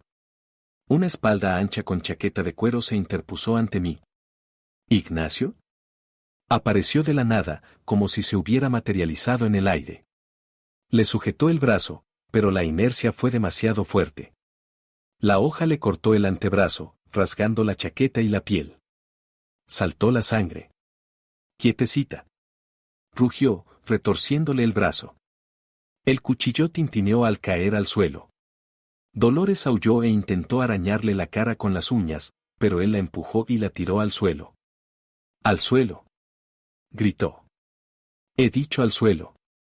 Las puertas del restaurante se abrieron de golpe. En la sala irrumpieron policías, de verdad, no comprados. Alguien entre los clientes debió llamar al ver el cuchillo. Todo el mundo quieto. Policía. Ignacio se apretó la herida con la mano. La sangre se filtraba entre los dedos, goteando sobre el mantel blanco. Pero. Tú estabas en la cárcel. Susurré, mirándolo. Me soltaron, sonrió con torcedura, conteniendo el dolor. No hay pruebas. Las drogas eran un montaje vuestro, los testigos falsos. Tengo un abogado bueno, de la vieja escuela. Los policías esposaron a Dolores. Ella no se resistió. Solo miraba la caja en mis manos y aullaba, balanceándose de un lado a otro. Abrí la tapa del todo. Dentro había una hoja amarillenta de papel timbrado, la escritura de donación de los terrenos. Y el testamento. Todos mis bienes, muebles e inmuebles, incluido el paquete de acciones de la fábrica, los lego a mi única hija, Marina Vargas. Levanté la vista hacia Ignacio. Él asintió, pálido pero satisfecho. ¿Y bien, Marina? Dijo. Ahora usted es la dueña. De verdad. 2 días pasaron como entre la niebla, llenos de trámites legales, llamadas y amenazas, y llegó el día que toda la ciudad esperaba. El día del aniversario de la fábrica. El día en que las máscaras debían caer definitivamente. El Palacio de la Cultura Municipal zumbaba como un transformador a punto de explotar. La plaza frente a la entrada estaba abarrotada de gente que no había cabido dentro. La seguridad en la puerta, reforzada por patrullas policiales, apenas contenía la presión de la multitud. Pero en el aire no flotaba un ambiente festivo, sino una pesada expectativa eléctrica de tormenta. El alcalde, el mismo que durante años había cerrado los ojos a los robos de Dolores, ahora se agitaba entre bastidores, secándose la calva con un pañuelo. Estaba pálido. Sabía que hoy no solo estaba en juego el destino de la fábrica, sino también su propia carrera. Canceladlo. Susurraba al teléfono, escondiéndose tras una cortina de terciopelo. Decid que hay problemas técnicos. Lo que sea. No podemos dejar que suba al escenario. Pero ya era tarde. En la sala, ignorando a acomodadores y guardias, entraban los trabajadores de la fábrica. No avanzaban como una muchedumbre caótica, sino en columnas organizadas. Al frente iba Emilio, con su traje de gala y las barras de condecoraciones, apoyado en su bastón como en un cetro. Tras él, cientos de hombres y mujeres curtidos, con manos llenas de callos. Ocuparon los pasillos, se alinearon junto a las paredes, bloquearon las salidas. Fue una ocupación silenciosa. No habían venido a escuchar un concierto, habían venido a exigir la verdad. Y en la primera fila, en un sillón mullido, estaba ella. Dolores. Había salido bajo fianza apenas 3 horas antes. Sus abogados, los mejores buitres de la región, encontraron un resquicio en el procedimiento de detención y un juez, claramente tras recibir una llamada de arriba, firmó la orden de libertad hasta el juicio. Estaba sentada erguida, con las piernas cruzadas, en un impecable traje gris perla. En su rostro jugaba una sonrisa ligera y condescendiente. Se sentía invulnerable. Creía que los documentos hallados en el restaurante podían impugnarse, que las pericias se alargarían años y que los testigos podrían ser intimidados o comprados. A su lado estaba Juan. Tenía un aspecto miserable. El caro smoking negro le quedaba como un saco, se tocaba nervioso la pajarita y miraba a su alrededor, como esperando un golpe. Tranquilízate, dijo Dolores en voz alta, para que la oyeran los vecinos. Esto es solo una farsa. Aquí mandamos nosotros. A esa niña no le da el valor. Las luces de la sala se apagaron. Un haz de foco cayó sobre el centro del escenario. El alcalde salió rodando hasta el micrófono, intentando sonreír, pero los labios le temblaban. Queridos conciudadanos. La voz se le quebró. Hoy celebramos 70 años de nuestro glorioso gigante industrial. Y, pese a los viles rumores difundidos por los enemigos de la estabilidad, la fábrica prospera bajo la sabia dirección de la familia Ortega. Un silencio cayó sobre la sala. Nadie aplaudió. Ni una sola persona. Ese silencio era más aterrador que cualquier abucheo. De acuerdo con el reglamento, empezó a balbucear el alcalde, sintiendo como el sudor frío le recorría la espalda, acortamos la parte oficial y pasamos al concierto. No. La voz de Emilio tronó desde el balcón, ahogando el chirrido de los micrófonos. No queremos canciones. Queremos oír a la hija de Alejandro Vargas. Vargas. Corearon los obreros desde el patio de butacas. Vargas. Rugió toda la sala, incluidos los que habían venido solo por curiosidad. El alcalde se encogió tras el atril. Miró al jefe de policía, que estaba en el pasillo, pero este solo se encogió de hombros. Contra 2000 personas no se podía hacer nada. Salí por la derecha del escenario. No llevaba vestido de gala. Vestía una simple blusa blanca y pantalones negros, lo que solía llevar para ir a trabajar a la escuela.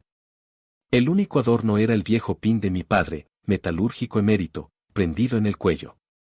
Tras de mí, a un paso de distancia, como una sombra, iba Ignacio. Su brazo vendado descansaba en un cabestrillo, pero el sano estaba listo para detener a cualquiera que se moviera hacia mí. Me acerqué al micrófono. El alcalde se apartó de él como escaldado y se perdió en la sombra. Apoyé las manos en el atril y miré a la sala. Directamente a los ojos de Dolores.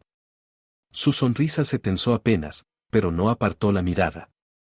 Aún creía que yo era solo una maestra a la que podía aplastar con autoridad. Buenas noches, dije. Mi voz era serena. Ya no había miedo en mí. Todas las lágrimas, todas las dudas se habían consumido en esta semana. Solo quedaba una claridad fría, cristalina. Me llamo Marina Vargas. Y estoy aquí para recuperar lo que fue robado. No a mí. A vosotros. Saqué del bolsillo una carpeta con documentos, la misma que estaba dentro de la caja metálica. Aquí, levanté la carpeta, está el testamento original de mi padre. Y los documentos de los terrenos. Hace 10 años estos papeles desaparecieron para que la fábrica se convirtiera en un comedero privado para una sola familia. Dolores resopló y dijo en voz alta, eso es falso. Nos veremos en los tribunales, bonita. No hagas reír a la gente. En los tribunales nos veremos, sin duda, asentí. Pero los tribunales discuten papeles. Y yo quiero que la gente escuche la verdad. No la jurídica. La humana. Me giré hacia el técnico de sonido, que estaba en la cabina acristalada sobre la sala.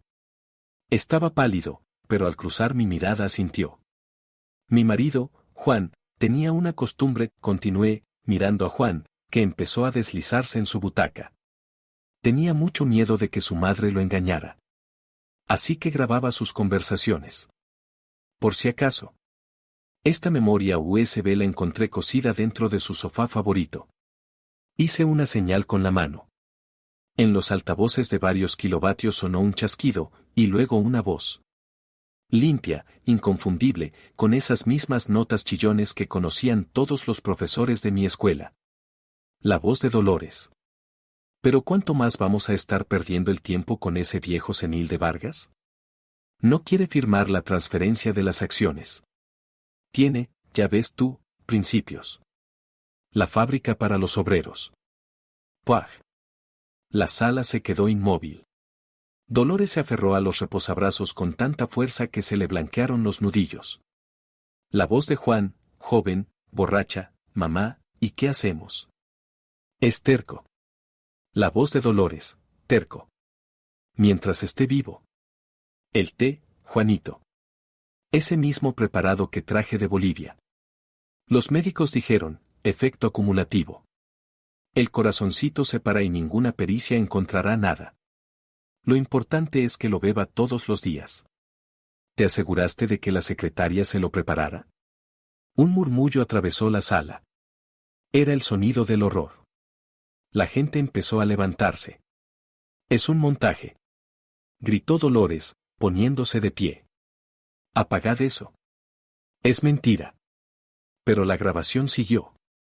La voz de Juan, ¿y con Marina qué? Ella es la única heredera. Todo le tocará a ella. La voz de Dolores. Ay, no me hagas reír. ¿Esa tontita del orfanato? Le lavaremos la cabeza. Tú te casas con ella. Harás el papel de enamorado. Es feucha, acomplejada. Te besará los pies solo porque un guapo como tú la miró. Y mientras tanto sacaremos los activos. ¿Y después? Después también le haremos té. O que sea un accidente. Esa gente es ganado, Juanito. Chusma de fábrica. Existen para que nosotros los esquilemos y entremos al paraíso subidos a su joroba. ¿Entendido? La grabación se cortó. El silencio fue tan denso que zumbaba en los oídos. Parecía que el aire se había vuelto sólido, como cemento. 2000 personas giraron lentamente la cabeza hacia la primera fila. Dolores estaba de pie, con el rostro del color de la tiza. Abría y cerraba la boca como un pez fuera del agua. La palabra chusma quedó resonando bajo las bóvedas del palacio. No me insultó a mí. Escupió en la cara de toda la ciudad. ¿Chusma, dices? Preguntó Emilio en voz baja desde el balcón. ¿Ganado? Respondieron desde el patio de butacas. La gente empezó a salir a los pasillos. Lenta, en silencio, avanzaba hacia el escenario. Era más aterrador que cualquier grito. Era una avalancha de ira. El alcalde, al comprender que si no hacía algo la multitud despedazaría a la élite, agitó desesperado la mano hacia el jefe de policía. «Detenedla», chilló al micrófono. «Detened inmediatamente a la ciudadana Ortega. Nuevas circunstancias. Riesgo de linchamiento». Los policías que un minuto antes protegían a Dolores del pueblo ahora le retorcieron los brazos a la espalda. «No tenéis derecho». Chillaba ella cuando las esposas se cerraron en sus muñecas. «Me quejaré. Os destruiré a todos. Compraré esta ciudad y la venderé por órganos». Pero sus gritos se ahogaban en los silbidos y abucheos de la multitud. Cuando la arrastraron por el pasillo hacia la salida, la gente no se apartaba. Formaban un muro, y los policías tenían que abrirse paso a empujones entre una fila de desprecio. Alguien le escupió la chaqueta. Alguien le lanzó un programa arrugado. Se iba no como una reina, sino como una delincuente que lo había perdido todo. Juan se quedó solo. Sentado en la primera fila, se hundía en el asiento, como esperando volverse invisible. Pero ahora 2000 pares de ojos lo miraban. Al ver que se llevaban a su madre y entender que ya no quedaba protección, se levantó de golpe. El rostro se le deformó por el pánico. Me miró a mí, allí arriba, y en sus ojos centelleó una esperanza loca. Corrió hacia el escenario. Tropezando, empujando sillas, venía hacia mí. «Marina», gritó, extendiendo las manos. «Cariño. Tú lo oíste. Fue ella. Fue mamá. Me obligó. Yo no quería». Llegó al borde del escenario y cayó de rodillas, agarrándose al filo. «Yo te amaba. Lo juro. Yo te protegía de ella. Perdóname, gatita. Fui débil, me perdí. Pero somos familia. Empecemos de nuevo. Te serviré. Seré tu esclavo». Ignacio dio un paso al frente, cubriéndome. Su mano sana se cerró en un puño, lista para noquear a Juan. «No, Ignacio», dije en voz baja, apoyándole la mano en el hombro. Me acerqué al borde del escenario. Miré al hombre con el que había vivido 10 años. Al hombre que me echaba veneno en el té de la mañana y sonreía. Al hombre que 3 días antes ofrecía mi vida a unos matones a cambio de que no le rompieran las costillas. «Juan», dije al micrófono. Mi voz sonó cansada, pero firme. «Levántate».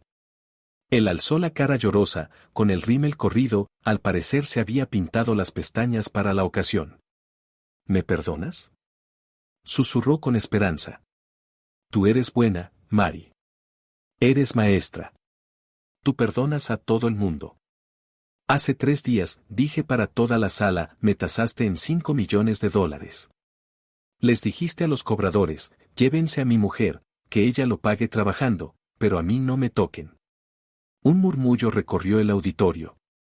Los que no conocían los detalles del inicio de esta historia lo miraban ahora con un asco abierto. «Me vendiste, Juan. Vendiste nuestro pasado, nuestra familia y mi vida». El trato se cerró. Hice una pausa. «Yo compré tu deuda a los cobradores. Ahora me debes a mí. $5 millones.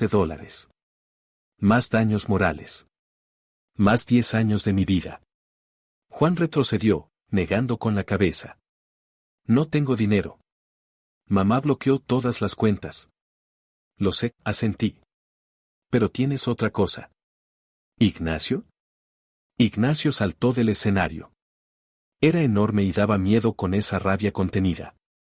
Juan lanzó un chillido e intentó arrastrarse hacia atrás, pero Ignacio lo agarró del cuello de la camisa, como a un gato travieso, y lo puso en pie. «¿Tu coche?», dije.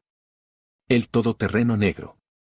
Comprado con dinero robado del fondo de alimentación escolar. Las llaves». «Mari, ¿cómo voy a...?» gimoteó Juan. «Las llaves», rugió Ignacio. Con manos temblorosas, Juan sacó el llavero del bolsillo. Ignacio se lo arrebató. «El reloj», continué. «Suizo. Regalo de tu madre por tus 30 años. Comprado con el dinero ahorrado en medicamentos para la policlínica de la fábrica. Quítatelo». «No. Es un recuerdo». «Quítatelo», rugió la sala. La gente coreaba, dando palmadas al ritmo. «Quítate. Quítate». Ignacio no esperó. Arrancó el reloj de la muñeca de Juan. El brazalete se rompió. «¿Y el traje?», dije con frialdad. «Ese smoking. Lo compraste con una tarjeta de crédito que sacaste a escondidas a mi nombre el mes pasado. No es tuyo. Devuélvelo». «Marina, ¿estás loca?». Juan se puso blanco. «Hay gente aquí». «No puedo». «¿Cuándo ofreciste a los bandidos que se me llevaran pensaste en cómo me sentiría yo delante de la gente?», pregunté. «Quítatelo. O Ignacio te ayudará». Ignacio agarró la solapa de la chaqueta. «Yo solo». Chilló Juan. «Yo solo». Se quitó la chaqueta. Luego, sollozando, se desató la pajarita. Se desabrochó la camisa. Los botones caían al suelo. Se quitó los pantalones, enredándose en las perneras y a punto de caerse. Un minuto después, el exitoso empresario Juan Ortega estaba en medio del escenario del Palacio de Cultura de la ciudad, en calzoncillos de lunares y calcetines negros. Se abrazaba a sí mismo por los hombros desnudos, cubiertos de piel de gallina, y temblaba. No de frío. De vergüenza. La sala no silbó. La sala se reía. No era una risa alegre, sino dura, purificadora. La risa dirigida al miserable que se creyó dueño de la vida. La grandeza del mal se desmoronó, dejando solo a un hombrecito desnudo y patético. ¿Querías que trabajara por ti?, dije por última vez. Te libero de la deuda. Considera que estamos en paz. Y ahora, lárgate. ¿Pero cómo? Estoy desnudo. Balbuceó. A pie, corté. Como caminan mis alumnos, a los que robabas el desayuno. Fuera. Ignacio le dio un leve empujón en la espalda. Juan, encorvado, entre burlas y risas de 2000 personas, se arrastró hacia la salida. Avanzaba a pasitos, cubriéndose con las manos, tropezando, miserable y destruido. Las puertas se abrieron y desapareció en la oscuridad vespertina de la ciudad, que nunca volvería a aceptarlo. Cuando las puertas se cerraron tras él, la risa se apagó. La gente volvió a mirarme. Yo estaba sola en el escenario. Pero ya no me sentía sola. Miré la carpeta con los documentos. Miles de millones de dólares. Fábricas, tierras, cuentas. El poder que corrompió a Dolores y destruyó a Juan. Mi padre, empecé, y mi voz tembló, pero solo un segundo. Alejandro Vargas no construyó esta fábrica para que su hija se bañara en el lujo mientras los obreros contaban monedas hasta el día de pago. Él decía, la fábrica es el corazón de la ciudad. Si el corazón está enfermo, el organismo muere. Abrí la carpeta. Yo, Marina Vargas, entro en mis derechos de herencia. Y mi primera decisión como única propietaria del paquete de control de acciones es la siguiente. Tomé aire. Todos los fondos que la familia Ortega desvió ilegalmente y que el tribunal nos devolverá, así como todos los beneficios de la empresa de este año, no irán a mi bolsillo. Creamos el Fondo Alejandro Vargas. Miré a Emilio, que estaba de pie con la gorra en la mano. Comenzamos la construcción de un nuevo barrio residencial para los veteranos de la fábrica y las familias jóvenes. Totalmente a cargo de la empresa. Devolvemos el seguro médico gratuito para todos los empleados. Y comenzamos la reforma integral de mi escuela. Una reforma real, no solo en el papel. La sala guardó silencio un segundo, asimilando lo oído. Y luego estalló. No eran aplausos. Era un trueno. La gente se levantaba, se abrazaba, lloraba. Los hombres lanzaban gorras al aire. Alguien gritaba, gracias, hija, Vargas. Cerré la carpeta. Sentía un cansancio increíble. Las piernas me zumbaban, la cabeza me daba vueltas. Pero el alma estaba ligera, como si me hubieran quitado de los hombros una losa de hormigón que llevaba cargando 10 años. Me aparté del micrófono. La luz de los focos cegaba. Ignacio se acercó y me puso sobre los hombros mi abrigo, el de mi madre, que se había convertido en mi armadura. Lo hizo, Marina, dijo en voz baja. En sus ojos, normalmente fríos y duros, brillaba el calor. Su padre estaría orgulloso de usted. Lo hicimos nosotros, Ignacio, lo corregí, tomándolo del brazo sano. Sin ti me habría roto el primer día. Sonrió, por primera vez en todo este tiempo, abierta y sinceramente. El coche está en la entrada de servicio. ¿A casa? Miré la sala, donde la gente celebraba la victoria de la justicia. Miré a mis profesores, que lloraban de felicidad. No, Ignacio, dije. Vamos a la fábrica. Hay que firmar la orden de restitución de Emilio como jefe de taller.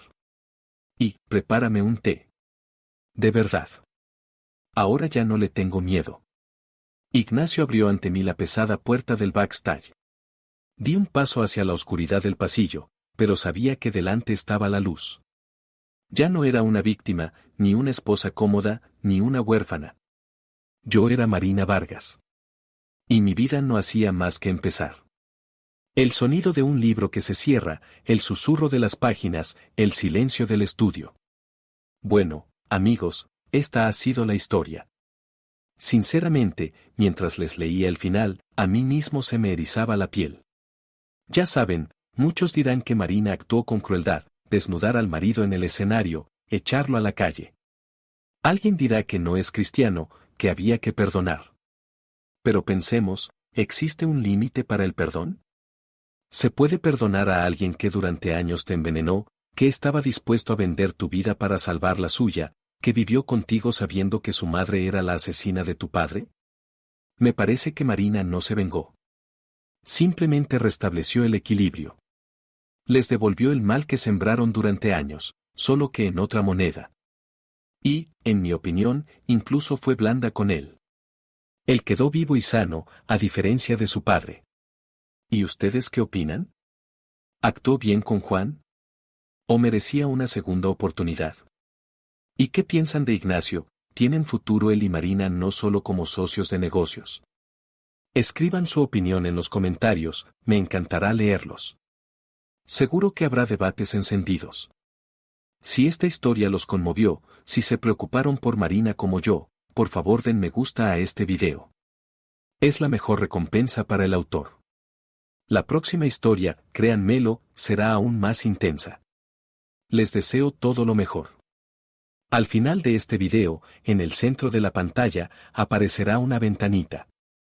Por favor, hagan clic allí, encontrarán otras de nuestras historias más interesantes.